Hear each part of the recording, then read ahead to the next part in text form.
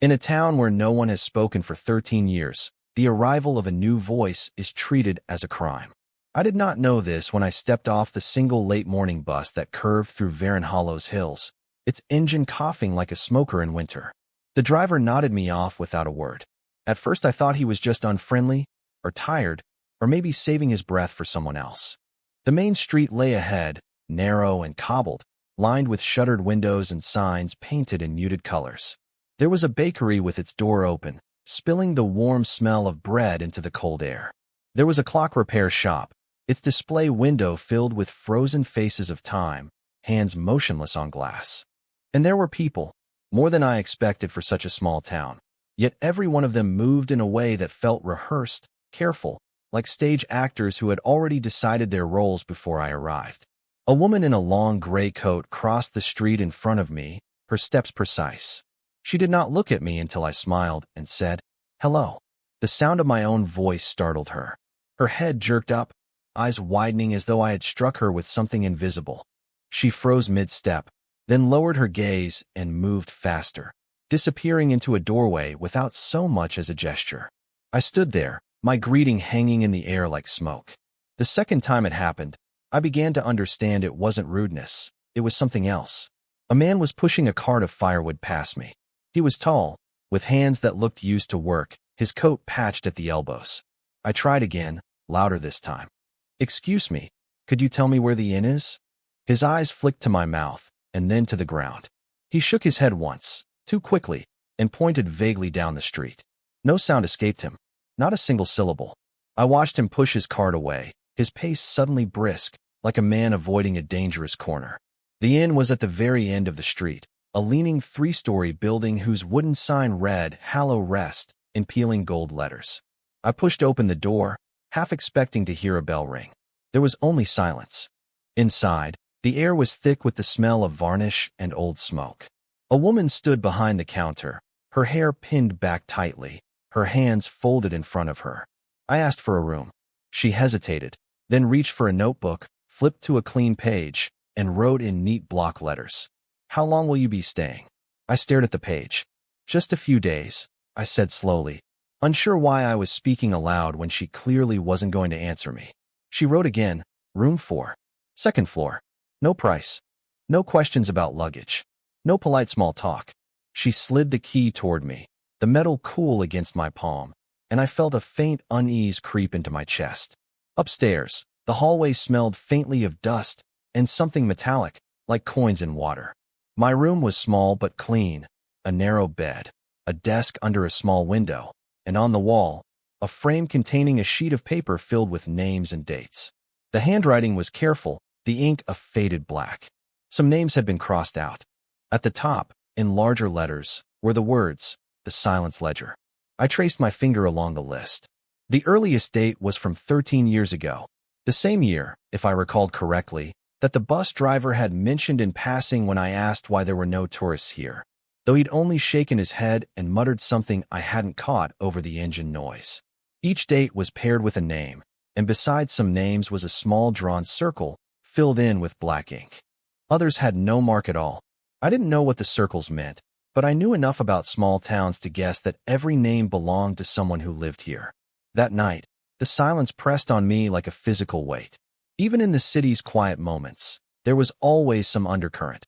A passing car, a snatch of conversation, a dog barking far off. Here, there was nothing. I could hear my own heartbeat, the creak of the bed when I shifted. It was the kind of quiet that made you imagine sounds that weren't there, phantom noises shaped by your own mind. I thought about turning on the radio, but there was none. Even the inn's hallway was empty of the usual murmurs of life. In the morning, I decided to ask someone directly what was going on. At the bakery, I stood in line behind 3 other customers. The smell was intoxicating, fresh bread, sweet rolls, something cinnamon-rich. When it was my turn, the baker, a short, square-shouldered man with flour dusting his forearms, looked at me expectantly. I asked, "Why does no one here speak?" My words dropped into the room like stones into still water. The baker froze. His jaw clenched, and for a moment I thought he might say something. Instead, he reached for a paper bag, stuffed it with bread, and pushed it toward me without taking payment. His hand trembled slightly. The next person in line was already stepping forward, eyes fixed anywhere but on me. Back in my room, I studied the ledger again. This time, I noticed something I had missed before. The most recent entry was from yesterday. It was a name I didn't recognize until I saw the empty bed in the corner of the hallway, the one that had clearly been used recently. The blankets were gone. The room door was open. The name was followed by a filled-in circle. That evening, as I sat at the desk pretending to read, I heard it. A sound so small I thought at first it was just the wood settling. But no, it was a voice. A whisper. My breath caught, and I pressed my ear to the wall.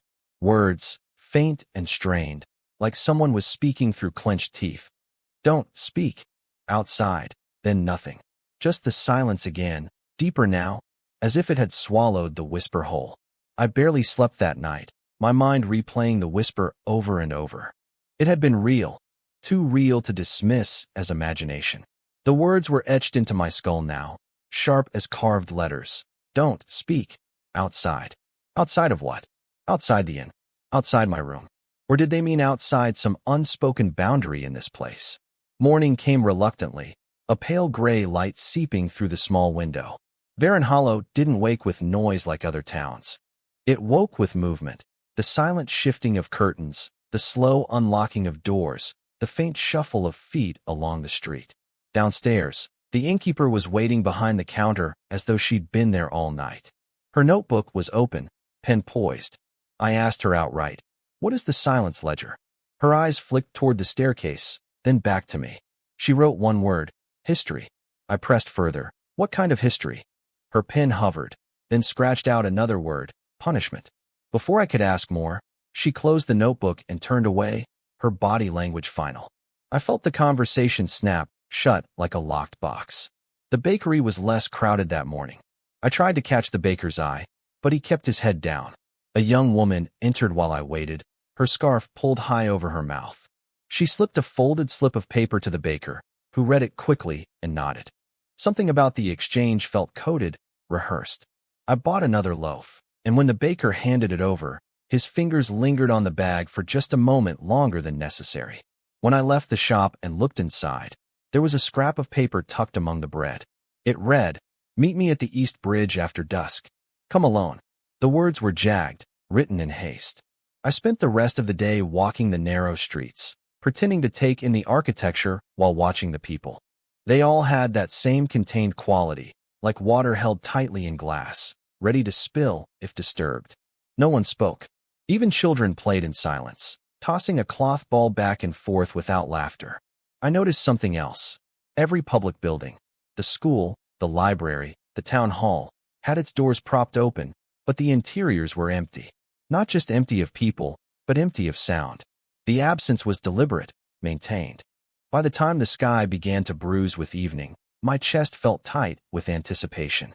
The East Bridge was a stone arch that crossed a slow, black stretch of river. Lanterns lit the path faintly, their glow trembling in the breeze. I stood there for a few minutes, unsure if I'd been watched on my way.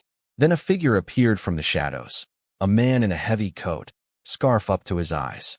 He approached quickly but didn't come too close. "You shouldn't talk here," he said in a voice so low it was almost a breath. The sound of it was startling in the open air, as though it broke some invisible skin around us. "Why?" I asked. His eyes darted to the far side of the bridge, to the empty road beyond. "Because they'll hear you," he whispered. "And when they hear you, your name goes in the ledger." He didn't wait for my question. "It's not just a list. It's a record of those who spoke after the silence began. People who broke the pact. What happens when your name's in it?" I asked.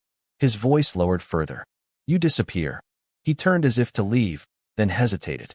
"You should go before anyone sees us together." I took a step toward him. "Who are they?" His eyes met mine for a fraction of a second, haunted, resigned, and then he walked away into the darkness without answering. Back in my room, I opened the ledger again. I counted the names, 72. Nearly half had circles beside them. I scanned the dates. The first circled names clustered in the earliest year. The gaps between entries grew longer as time went on, but the last few months showed a troubling pattern. More circles, closer together. And yesterday's entry still sat there, fresh ink over faded paper. The air in the room felt heavy. I opened the window for breath, but the night air carried no relief, only the faint metallic tang of the river. Somewhere below, I caught movement. The innkeeper was in the street, her gray coat stark under the lamplight. She was not alone. Two other figures stood with her, both dressed in the same dull coats, both carrying black ledgers under their arms. They spoke in gestures, brief, sharp movements of the hands, and then split up, each heading in a different direction. One of them looked up, directly toward my window. I stepped back quickly, heart pounding. My thoughts spun. If they knew I'd spoken, if they knew I was asking questions, how long before my name appeared on that wall? I closed the curtains and sat in the dark, listening to the soundless night. Hours passed before exhaustion finally won. My dreams were filled with hands reaching for my throat, pulling words out of my mouth and folding them into black books. I woke to pale morning light and an uneasy quiet. But something had changed. On my desk, where the ledger had been, there was now a single loose page. My name was written on it, in careful, deliberate handwriting. And beside it, the ink-black circle. I stared at the page until the ink seemed to throb. My name. My name wasn't supposed to be there. It hadn't been there last night, which meant someone had entered my room while I slept. The thought slid cold into my spine. I picked up the paper.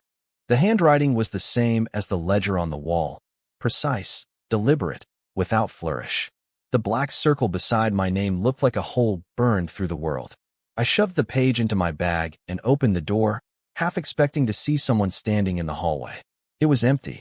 The silence felt thicker than usual, as if the air itself had weight. The innkeeper wasn't behind the counter downstairs. The notebook was gone. The front door stood unlocked. I stepped outside into a street that seemed to have lost half its people overnight. The few I saw glanced at me and then away, moving quickly, their eyes sharp with something like fear. I needed to leave. The bus stop was only a few minutes from the inn, but the morning air had the bite of frost, and my breath came in visible clouds that made me feel exposed. As I turned onto the main street, I saw them, 3 figures in gray coats, standing at the far end, their stillness unnatural. One of them raised a hand, palm open, as if testing the wind. I quickened my pace in the opposite direction. Varon Hollow's narrow lanes twisted in ways that made the town feel like a maze designed to keep you inside. My plan was simple. Find the East Road. Keep walking until I hit anything that wasn't this place. But each turn seemed to lead me back toward the river, its black surface glinting under the pale sun. That's when I heard it, footsteps behind me. Slow, deliberate, matching my pace. I glanced over my shoulder. A man in a gray coat, scarf up to his eyes. Not the one from the bridge, someone taller, broader. He didn't speak. He didn't need to. His presence pressed at me like a wall. I ducked into a narrow alley between 2 brick buildings, the walls damp with moss. The alley ended in a boarded-up doorway, but I spotted a side passage, barely wide enough to slip through, that spat me out behind a row of houses. The air smelled faintly of smoke and something acrid, chemical. I followed the smell until I reached a low building with no sign. Its windows were covered from the inside, but the door was ajar. Inside, the dim light revealed shelves lined with jars. Some held dried plants. Others were filled with cloudy liquid. A figure hunched over a table at the back, their head bent over a page. They didn't look up when they spoke. Close the door. Quietly. I obeyed. The figure turned. It was the man from the bridge. His eyes were sharper now, more alive than before. "You shouldn't be here," he said, voice low but urgent. "But you're already marked, so maybe it doesn't matter." I pulled the paper from my bag and placed it on the table. "Who put this in my room?" He studied it for a moment. "The keepers," he said. "Once they decide you're a breach risk, your name goes in the ledger. The circle means they've already voted on you." "Voted on what?" He looked past me to the shuttered window. "Whether you'll stay or disappear." My skin prickled. "Disappear how?" He shook his head. "It's better you don't know. But you have to understand, the silence isn't just a tradition. It's protection." His words tangled in my mind. Protection from what? Speaking doesn't kill people. His mouth tightened. "Here it can." He leaned closer. 13 years ago, someone brought something into this town. An idea, a phrase, a sound, I don't know what to call it. But when you heard it, you changed. Not all at once. At first, you just feel different, nervous, unmoored. Then it grew worse. People stopped sleeping. Some wandered off and never returned. Others, he stopped himself, jaw working. The last thing anyone heard them say was the thing they'd been told. After that, they were gone within days. I felt a chill crawl up my neck. So the town just stopped speaking? He nodded. We swore an oath. No spoken words outside secure spaces. The keepers enforce it. That's why you heard the whisper in your room. They were trying to warn you without being caught. I thought of the whisper, the urgency in it. If it's that dangerous, why let strangers in at all? He gave a bitter smile. We don't. You're here because someone wanted you here. Maybe to test you. Maybe to use you. Before I could ask who, there was a sharp knock at the door. The man's eyes widened. Hide, he said, pointing to a narrow gap between two shelves. I slipped into the space just as the door creaked open. Footsteps entered, 2 sets. A low murmur of gestures against fabric. Then the scrape of a chair. We've had reports, a voice said, low but not low enough. It was the first time I'd heard an outsider here speak so plainly. A breach. Unapproved contact. The man from the bridge replied, I've kept to the oath. Your name's not on the page, the voice said, but hers is. My muscles locked. We'll come for her before the next moon, the voice added. The vote was unanimous. The footsteps retreated, the door shut.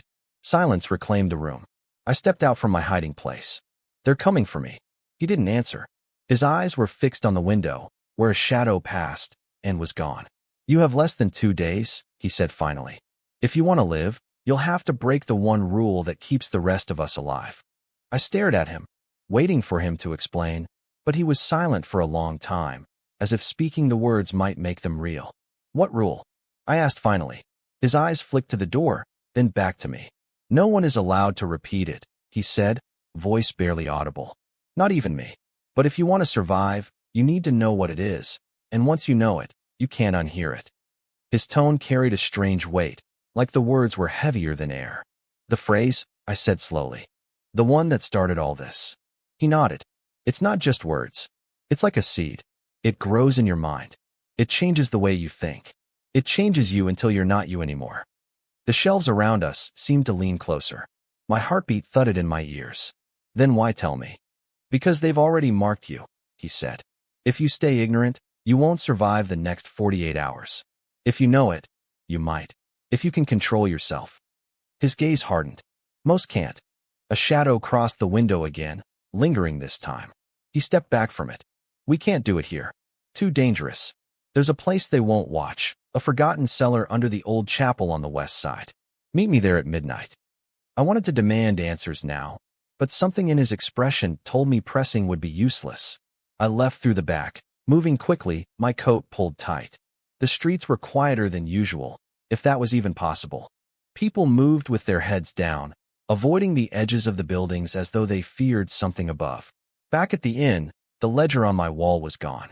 In its place was a single nail, empty, the wood around it lighter from where the frame had hung for years. The absence was more unsettling than the list itself. I sat on the bed until the light outside turned the color of steel. Night in Varon Hollow came like a slow suffocation. Lanterns lit the streets in weak pools of amber, leaving most corners in shadow. I left the inn without locking my door, unsure if there was any point. The west side of town felt older, the cobblestones uneven, the buildings leaning together as though conspiring. The chapel loomed ahead, its bell tower cracked, its doors chained shut. The man from the bridge was already there, waiting in the narrow alley beside it. He gestured for silence and led me to a small wooden hatch hidden under a pile of rotting planks.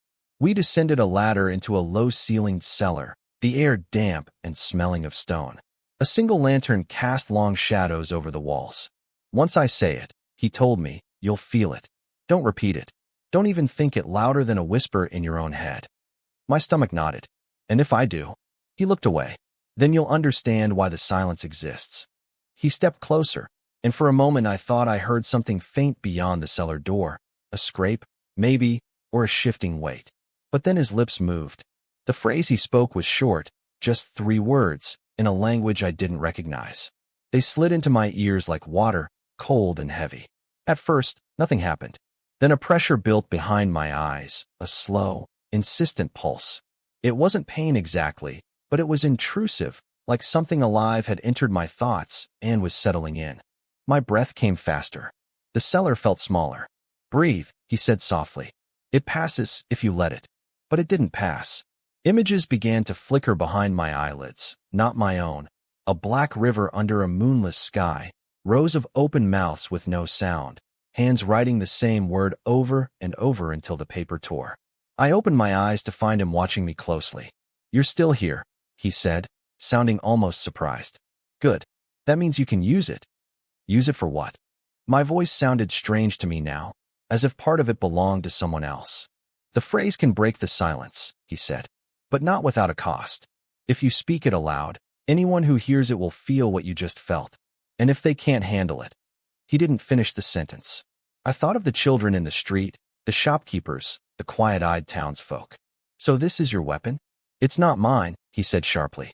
It's the thing we've been trying to contain. But now, for you, it's the only way out. The keepers will come soon. When they do, you'll either be gone, or you'll be one of them. A sudden thud from above cut him off. Dust rained down from the ceiling. Then another thud, closer this time. We exchanged a glance. He extinguished the lantern, plunging the cellar into thick darkness. Footsteps moved above us, slow and deliberate. My pulse thundered in my ears. A faint creak of wood. Then silence again, so complete it made me doubt they'd been there at all. He leaned close enough that I could feel his breath. They know, he whispered. You have to leave now. And if they catch you, say the phrase. No matter what it does. I climbed the ladder, my hands slick with sweat.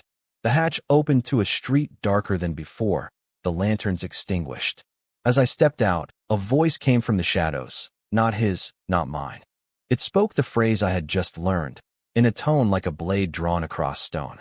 And I realized with a sick lurch that it was coming from directly behind me. The sound of the phrase behind me was like ice poured directly into my spine. I froze. My body recognized the danger before my mind could even process it. The voice was low, deliberate, male, and yet it carried something inhuman beneath it, like a vibration that didn't belong in the air. I turned slowly. A figure in a gray coat stood in the middle of the street, his scarf pulled down just enough to reveal a mouth set in a grim, unnatural smile. His eyes were fixed on mine, unblinking. The pressure in my skull surged instantly, stronger than when I had first heard the phrase in the cellar. It wasn't just behind my eyes now, it was in my bones, crawling under my skin. I staggered back, my breath shallow. The figure took one step closer. It settles fast, doesn't it? He said, his voice dripping with something like satisfaction. They said you'd hear it eventually. Now it's only a matter of time.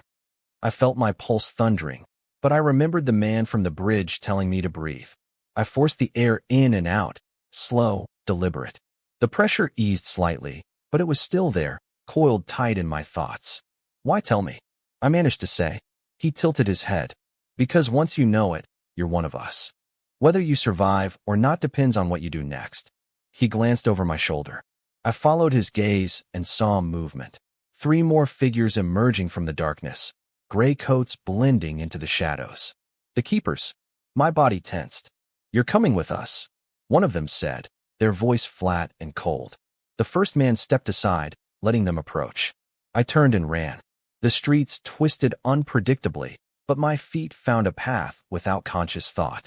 The phrase still pulsed in my mind, and with each turn I felt an almost magnetic pull guiding me. I didn't know if it was leading me toward safety or straight into their hands. The footsteps behind me grew louder, more urgent. I ducked into an alley, vaulted over a low fence, and found myself in what looked like an abandoned courtyard. The walls were high, the only exit a narrow archway on the far side. I sprinted toward it, only to stop dead. Another figure blocked the way, her gray coat buttoned to the throat, her hair pale as ash in the dim light. She didn't speak at first. She simply stared at me with an intensity that felt like pressure on my chest. Then, softly, she said the phrase. The effect was immediate and overwhelming. My vision blurred. The courtyard tilted. The images came again, the black river, the silent mouths, but sharper now, cutting through my mind like glass. My knees buckled. I hit the ground, the cobblestones cold against my palms. Somewhere through the haze, I heard her voice, calm and almost kind. If you fight it, it will tear you apart. If you let it in, it will remake you. I forced myself to look at her. I don't want it, I rasped. Her expression didn't change. You don't get to choose. Footsteps entered the courtyard. The others had caught up. The man from the bridge wasn't among them. The pale-haired woman looked at the keepers, then at me. Not yet, she said to them. She's not ready. But soon. She crouched down, her eyes level with mine. You have until tomorrow night. If you're still here when the moon rises, you'll take the vow. And then you'll understand why the silence ledger exists. She straightened and turned away, the keepers following her without another word. I stayed on the ground until the sound of their steps faded. My head felt split in two, the part that was me, and the part that was something else now. I didn't want to admit it, but the phrase was still there, turning slowly in my mind like a key in a lock. I stumbled to my feet and made my way back to the inn through side streets, keeping to the shadows. Inside, the common room was empty, the lanterns unlit. My room was as I'd left it except for one thing. The page with my name and the black circle was back on the desk, but this time there was something written beneath it. Just 3 words. We are listening. My pulse spiked. I turned the page over, half expecting to find more, but it was blank. I sat at the desk, staring at the words, trying not to think of the phrase. But it was impossible. It echoed in my head with every heartbeat. I remembered the man from the bridge saying it could be used as a weapon. If that was true, then maybe I had a chance. Maybe I could turn it back on them. The thought scared me as much as it thrilled me. I didn't sleep. Instead, I sat by the window, watching the empty street, waiting for something to move. It was almost dawn when I saw him, the man from the bridge, slipping out of an alley and beckoning me urgently. I grabbed my coat and went down without hesitation. When I reached him, he looked me over quickly, his eyes narrowing. They've touched you, he said, his voice tight. I can see it in your eyes. They spoke it to me, I said. Twice. He swore under his breath. Then we don't have much time. If you want to live, you're going to have to speak it back. We moved fast through the waking city, weaving between market stalls still shrouded in morning mist. The man from the bridge, Eric's, as he finally told me, kept glancing over his shoulder as if expecting the gray coats to appear from the fog at any moment. My head still pulsed with the phrase, its syllables like tiny hooks embedded in thought. Eric seemed to sense it. Don't try to hold it down, he said. Let it settle where it wants. But keep it locked inside until I tell you otherwise. We turned down an alley that narrowed until the walls seemed to breathe moisture. At the end stood a steel door painted a dull red. Eric's knocked 3 times, then once more after a pause. A slit opened, a pair of eyes studied us, and the door creaked inward. The room beyond was dim and smelled faintly of burnt metal. Shapes moved in the shadows, people silent and watchful. Some had scars across their temples. Others held their hands in strange positions, as if hiding something invisible. Eric's led me to a long table where a woman sat, her face half covered by a cracked porcelain mask. She's been spoken to twice, he told her. The woman's gaze sharpened. Then she's already changing. Do you know what happens if she doesn't speak it back before the 3rd night? I've heard, I said quietly. The mask tilted toward me. No, she said, her voice like dry leaves. You've only guessed. The ledger doesn't just record names, it writes endings. If they get your vow, you vanish from the living record. Not dead, not alive, something in between. A cold knot formed in my stomach. And speaking it back, her eyes didn't blink. It will save you, but it will mark you forever. Once you use it, the sound remembers you, and others will hear it even when you're silent. I wanted to ask what that meant, but Eric's was already sliding a small leather case toward me. Inside lay a single sheet of black paper and a pen the color of old bone. Write it, he said. Not out loud. Just write. Let the shape of it in your hand prepare you. My fingers trembled as I uncapped the pen. The letters spilled onto the page almost by themselves, curling and twisting like they'd been waiting under my skin for years. When I finished, the paper felt warm. The woman with the mask leaned closer. Now you know its weight. Soon you'll know its teeth. Before I could speak, a bell rang somewhere far above us, deep and resonant. Eric swore again. They found us. The steel door rattled violently. Shadows moved in the corners, people scattering, grabbing weapons, vanishing into hidden doorways. The masked woman pressed something into my palm, small and metallic. If you're cornered, speak it into this, she whispered. It will carry farther than your voice can. Eric's grabbed my arm and pulled me through a narrow passage behind the table. We emerged into a maze of service tunnels lit only by the occasional flicker of failing bulbs. The pounding on the steel door above grew faint, but I knew it wouldn't stop them. We ran until my legs screamed. Finally, Eric slowed, pressing a hand against the wall to catch his breath. "We can't run forever," I said. He shook his head. "We're not. There's someone you need to use it on." My breath caught. "You mean," "Yes. Him. The one who marked you the first time." My mind flashed to the gray-coated man with the smile that didn't move his eyes. "If I do this," Eric's gaze hardened. "If you do this, you'll never be entirely yours again. But he'll lose his hold on you. You'll cut the tether before they can pull you into their ledger." My pulse hammered. "And if I fail, then you won't have to worry about failing again." We found him that night, waiting on the edge of the river, the water black and sluggish under the moon. He turned as we approached, smiling as if expecting me. "3 days early," he said. "Impatient, are we?" My mouth went dry. Eric stood a step behind me. "Now," he murmured. I opened my lips, the phrase coiling up from somewhere deep, not just in my mind, but in my blood. The first sound was a tremor, then a shape, then a weight rolling forward with impossible force. The man's smile froze. His head tilted, eyes narrowing, then widening. He took a step back, his breath catching. The sound kept spilling out of me, pulling at the air, bending it. My vision dimmed at the edges, my whole body shaking with the effort. Then, suddenly, it stopped. The silence afterward was suffocating. The man staggered, clutching at his chest. His eyes locked on mine, fear in them now, raw and human. And then he was gone. Not fallen, not fled, gone. The space where he had stood was empty, the river behind it unchanged. I swayed, my knees nearly giving way. Eric's caught me. "It's done," he said quietly. But his tone wasn't relief, it was something closer to regret. My skin felt cold, but somewhere inside, the phrase still pulsed, stronger now, as if it had grown roots. I knew, without anyone telling me, that I could speak it again. And I also knew that I would.